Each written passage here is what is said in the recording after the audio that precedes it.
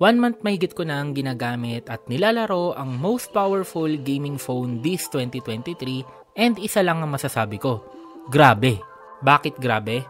First of all, itong Red Magic 8S Pro ang current top 1 ngayon sa Antutu benchmark, meaning in terms of benchmark scores, technically, ito ang pinakamalakas na mobile phone. Talo pa nito ang ROG phones, Legion phones, Black Shark, even iPhones. Kayang-kaya niya mag-handle ng any games na ibato mo sa kanya, even yung mga heavy games sobrang smooth. Kagaya na lang ng Genshin Impact, Diablo Immortals, actually tinry ko pa nga and even Switch emulators na para sa akin, ito na ata ang pinakamabigat na klase ng emulator na pwede mong i-run sa Android device. Pero, paano nga ba nagawa ng Red Magic 8S Pro na maging ganun ka-powerful? Una is yung chipset na nakakabit kasi sa kanya is yung Snapdragon 8 Gen 2 na overclocked version.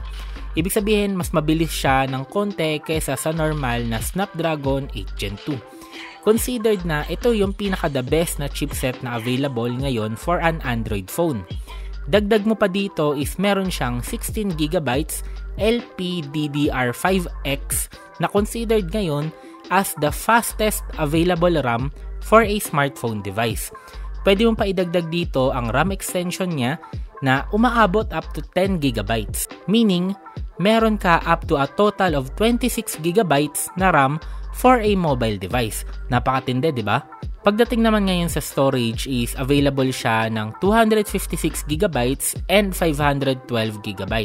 Depende na lang kung anong variant ang kukunin mo.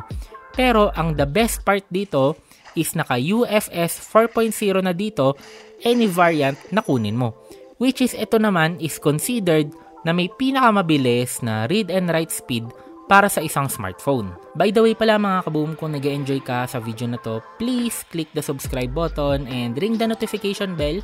Goal natin makapag 1 million subscribers sana tayo before the year ends. Parang medyo imposible pero tatry natin kayanin. Pero kailangan ko mga kaboom ang tulong ninyo para magawa yon. Kaya ngayon pa lang, maraming salamat.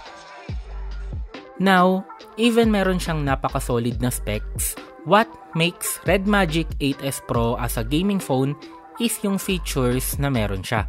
Katulad na lang nitong haptic shoulder triggers with a 520Hz sampling rate and 960Hz naman na screen touch sampling rate.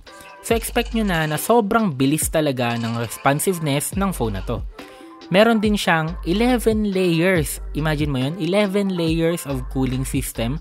This has an 11-layer cooling system. Kasama na dyan yung 20,000 RPM na built-in cooling fan. Meron siyang 6,000 mAh na battery capacity na capable up to 65 watts of charging na with charge separation feature.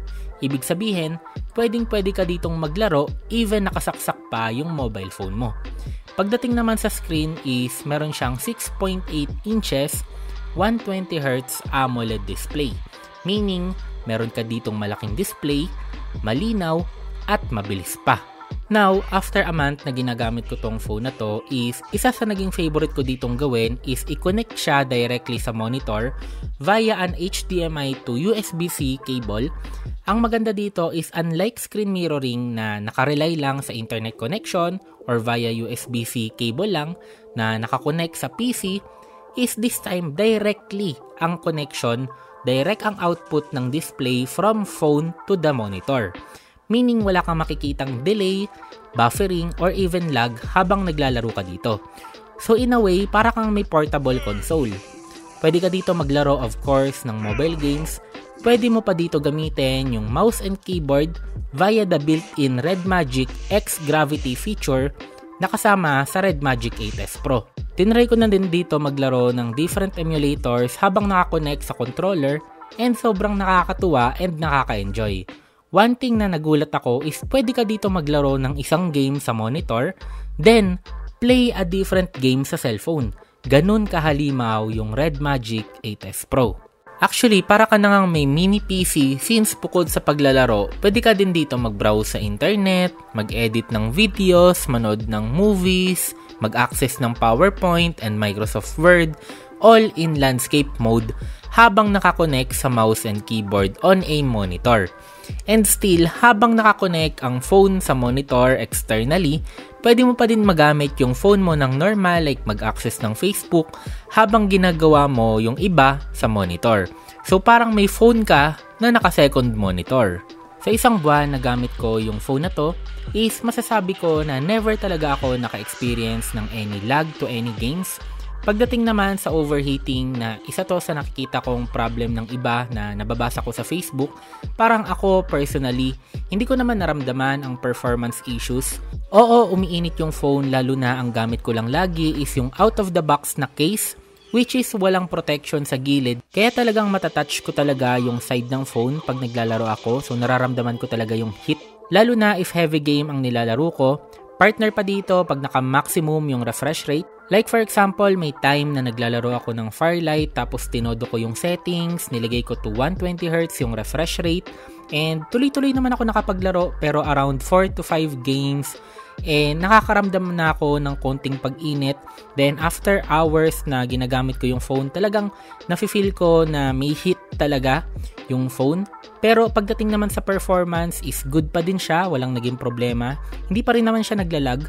Pero once naman na binalik ko siya sa 60Hz, even naka-maximum pa rin yung graphics, mararamdaman ko din agad na nagko-cool down yung phone.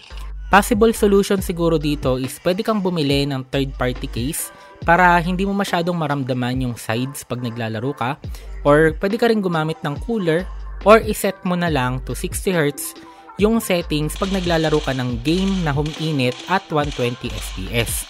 But uulitin ko at lilinawin ko lang, nararamdaman ko yung pag-init ng phone lalo na pag matagal na akong naglalaro, pero hindi ko nararamdaman yung drop ng performance sa game na nilalaro ko. Something siguro to take note of. Yung last upload natin sa Red Magic 8S Pro is hindi ko pa alam kung magkano siya, pero now na meron na siyang official price para dito sa Philippines, 41,467 para sa Midnight Black, then 49,406 naman both Platinum and Aurora variant based sa Lazada. Na ilalagay ko na lang sa description yung link kung sakaling gusto mong hanapin. Para sa inyo, anong masasabi nyo dito sa Red Magic 8S Pro? Maganda ba? Sulit ba? Comment your thoughts down below.